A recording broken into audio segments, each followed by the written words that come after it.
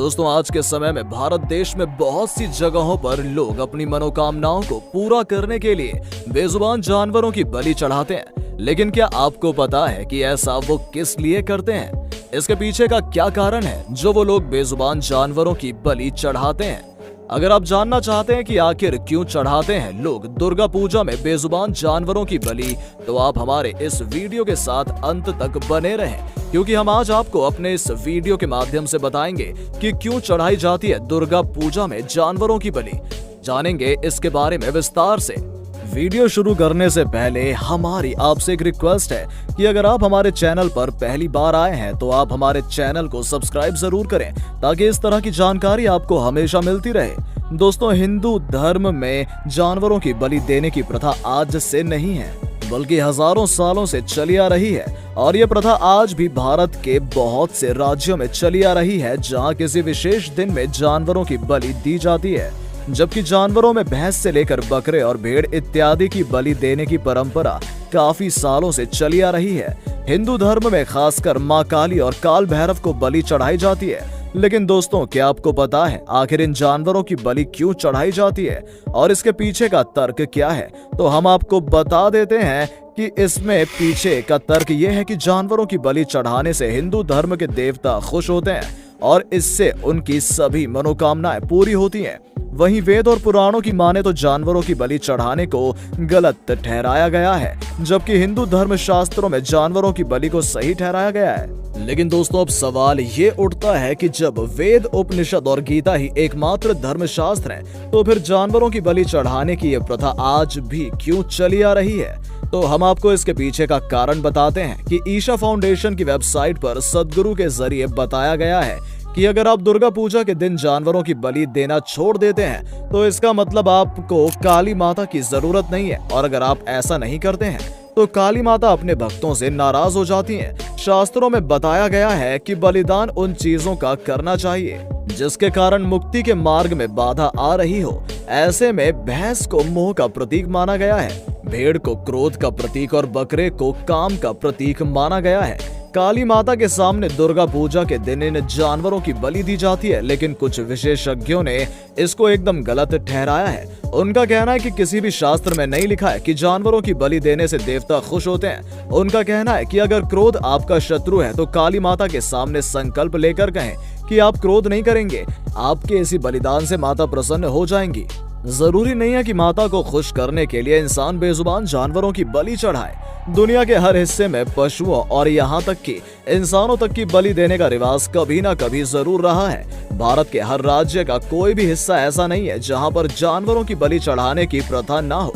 विशेषकर के बिहार, बंगाल, आसाम और उड़ीसा में दुर्गा पूजा का त्योहार बड़े ही धूमधाम से मनाया जाता है। हिंदू धर्म के अंदर कुछ देवता ऐसे हैं जिनके सामने जानवरों की बलि चढ़ाई जाती है, जिसमें से एक काली माता है, जिन्हें हर साल दुर्गा पूजा के दिन जानवरों की बलि चढ़ाई जाती है। जबकि वेदों के अंदर और हिंदू धर्म के अंदर जानवरों की बलि को गलत ठहराया गया है, लेकिन इसके बावजूद भी बहुत से लोग जानवरों की बलि को हिंदू धर्म से जोड़कर देखते हैं और जानवरों की बलि देते हैं। दोस्तों, यदि आप भगवत गीता पढ़ेंगे तो उसमें कहीं पर भी नहीं लिखा गया है कि जानवरों की बलि देना सही है। एक तरफ वेद कहते हैं कि जानवरों की बलि देना गलत है, तो वहीं दूसरी तरफ हिंदू धर्म की किताबें कहती हैं कि जानवरों की बलि देना सही है।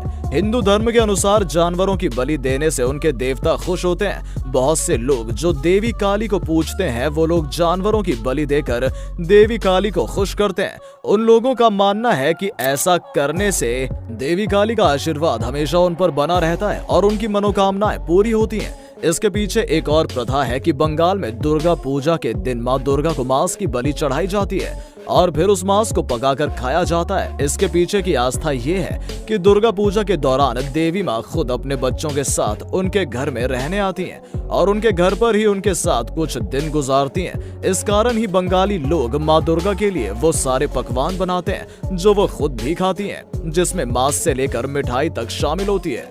चलिए अब हम अपनी इस वीडियो में आगे बढ़ते हैं और आपको काली माता के ऐसे मंदिर के बारे में बताते हैं जहां विशेष रूप से दुर्गा पूजा के दिन बकरे की बलि दी जाती है और उसके बाद भी बकरा जिंदा रहता है। शायद आपको हमारी बात पर यकीन ना हो, लेकिन बिहार के कैमूर जिले में मां मुंडेश्वरी माता का मंदिर है, जहां पर बकरे की बलि तो दी जाती है, लेकिन बलि देने के बाद भी बकरा जिंदा रहता है। यहाँ पर सबसे पहले बकरे को लाया जाता है, उसके बाद मंदिर का पुजारी बकरे के ऊपर मंत्र कर चावल डालता है और उसके बाद बकरा अचानक से बेहोश हो जाता है और ऐसे प्रतीत होता है कि बकरा मर गया, क्योंकि बकरा काफी समय तक कोई हलचल नहीं करता है। इसके बाद बकरे के होश आने के बाद उसे मंदिर में बाहर छोड़ दिया जाता है। मां मुंडेश्वरी माता मंदिर के पीछे की मान्यता है कि मां दुर्गा चंड और मुंड नामक राक्षसों का वध करने के लिए इसी स्थान पर प्रकट हुई थी।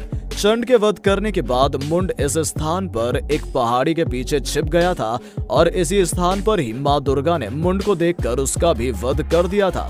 इस कारण ही इस स्थान को मुंडेश्वरी देवी के नाम से जाना जाता है। अब हम आपको ऐसे एक मंदिर के बारे में बताते हैं जहां एक साथ हजारों की संख्या में जानवरों की बलि दी जाती है। इस मंदिर का नाम गढ़ीमाई मंदिर है, जो नेपाल के काठमांडू में स्थित है। इस मंदिर में 5 साल में एक बार एक मेले का आयोजन किया जाता है। ऐसा माना जाता है कि इस दौरान विश्व में सबसे ज्यादा पशुओं की बलि इसी मंदिर में दी जाती है और ये मेला 2 दिनों के लिए लगता है, जिसमें दूर दूर से भक्त माता को खुश करने के लिए और अपनी मनोकामना पूरी करने के लिए इस मंदिर में आते हैं और जानवरों की बलि चढ़ाते हैं। हालांकि नेपाल सरकार की तरफ से साल 2016 से ये जानवरों की बलि चढ़ाने में रोक लगा दी गई है। तब से लेकर अब तक यहाँ किसी भी जानवर की बलि नहीं चढ़ाई गई है। दोस्तों, हम भी आपको अपनी इस वीडियो के माध्यम से बताना चाहेंगे कि किसी बेजुबान जानवर की बलि चढ़ाना एक घोर पाप है, क्योंकि मां काली कभी नहीं चाहेंगी कि उनके खुश करने के लिए जानवरों की बलि चढ़ाई जाए। ये बस लोगों के बीच एक प्रकार का भ्रम पैदा किया गया है कि जानवरों की बलि चढ़ाने से मां काली खुश होकर अपने भक्तों की मनोकामनाएं पूरी करती हैं। तो दोस्तों, आपने भी जान लिया होगा कि दुर्गा पूजा में बलि क्यों चढ़ाई जाती है। कैसी लगी आपको हमारी वीडियो, हमें कमेंट करके जरूर बताएं। हमें आपके कमेंट का बेसब्री से इंतजार रहेगा। अगर हमारे इस चैनल में आप नए आए हैं तो हमारे चैनल को सब्सक्राइब करना बिल्कुल भी मत भूलिएगा।